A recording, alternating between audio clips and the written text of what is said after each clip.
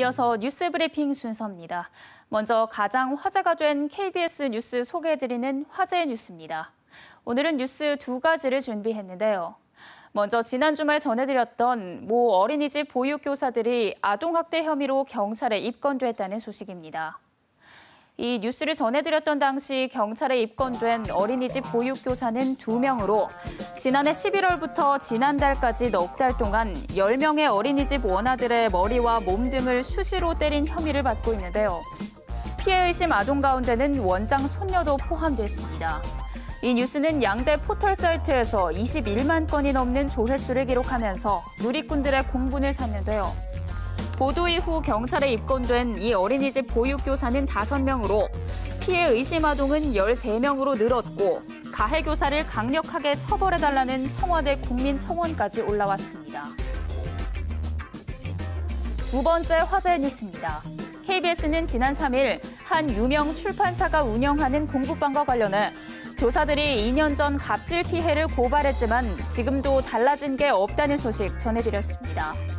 해당 공부방 교사들은 전봇대와 아파트 등의 회원 모집 전단을 붙여야 했고 휴일에는 먼 곳까지 나가 교사 모집 현수막을 내걸기도 했는데요.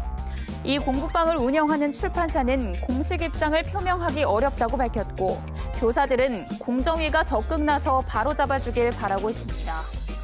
이 뉴스는 양대 포털 사이트에서 25만 건이 넘는 조회수를 기록했는데요. 누리꾼들은 관련 교사들의 바람처럼 공정위에서 적극적인 문제 해결에 나서달라는 등의 반응을 보였습니다. 오늘은 113주년을 맞이하는 세계 여성의 날인데요. 세계 여성의 날을 시사용어로 정리해드립니다.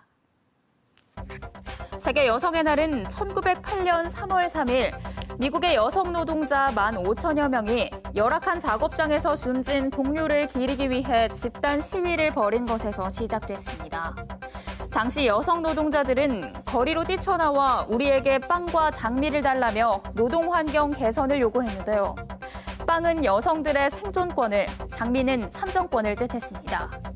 이후 세계 각국에서 남녀 차별 철폐와 여성의 지위 향상 등을 요구하는 움직임이 확산됐는데요.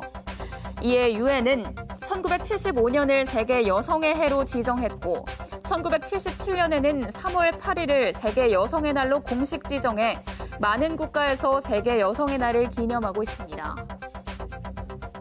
우리나라에서는 1920년부터 나혜석, 박인덕, 김명순 등 사회운동가들의 참여로 여성의 날 기념 행사를 시작했고 2018년 법정 기념일로 공식 지정돼 해마다 다양한 행사가 이어지고 있습니다.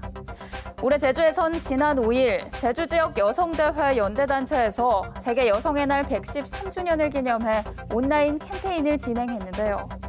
이들 단체는 캠페인에서 코로나19의 위기는 여성에게 더욱 가혹하다며 성평등한 국가 돌봄을 촉구했습니다.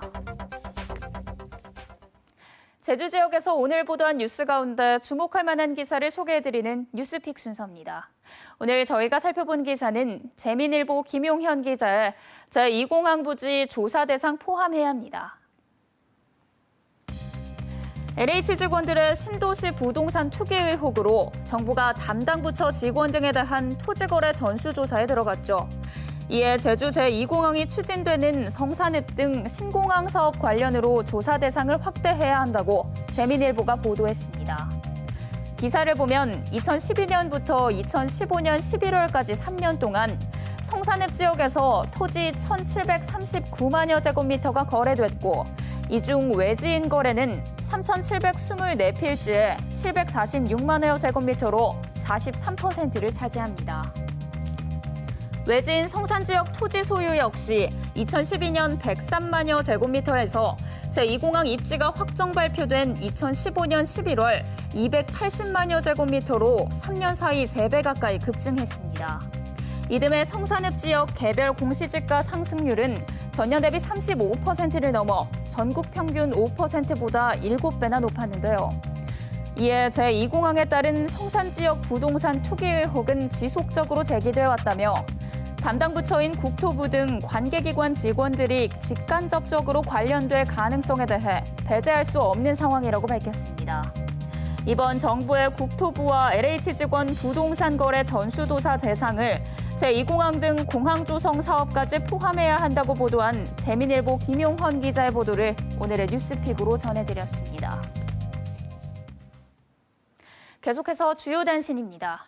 앞서 전해드린 최근 LH 직원들의 신도시 불법 투기 의혹에 대한 전수조사와 관련해 제2공항 강행 저지 비상도민 회의도 성산 제2공항에 대한 전수조사와 경찰 수사가 이루어져야 한다고 밝혔습니다. 비상도민 회의는 2015년 11월 성산 제2공항 입지가 발표되기 전부터 성산읍 지역의 토지 거래 건수가 유독 급증하면서 사전 정보 유출 의혹이 있다며 박근혜 정부 당시 청와대와 국토부 책임부서 관계자, 산하 유관기관과 사전 타당성 용역지대 사전 정보 유출 여부와 차명, 가명 계좌에 대한 수사가 필요하다고 강조했습니다. 강정마을 해군기지 반대주민회와 시민단체 강정평화네트워크는 강정마을 구럼비바위 발파 9주기를 맞아 성명을 내고 제주도가 군사기지가 아닌 평화의 섬이 되길 간절히 바란다며 구럼비 발파를 잊지 않겠다고 밝혔습니다. 이들 단체는 이 같은 내용을 담은 음악 공연과 리본 달기, 순례길 걷기 등 관련 행사를 어제 강정마을 일대에서 코로나19 방역 수칙을 지키며 진행했다고 설명했습니다. 오늘 오전 9시쯤 모슬포 운진항 남쪽 1km 해상에서 선원과 승객 등 18명이 타고 있던 9.7톤급 낚시어선이 좌초됐다는 신고가 해경에 접수됐습니다.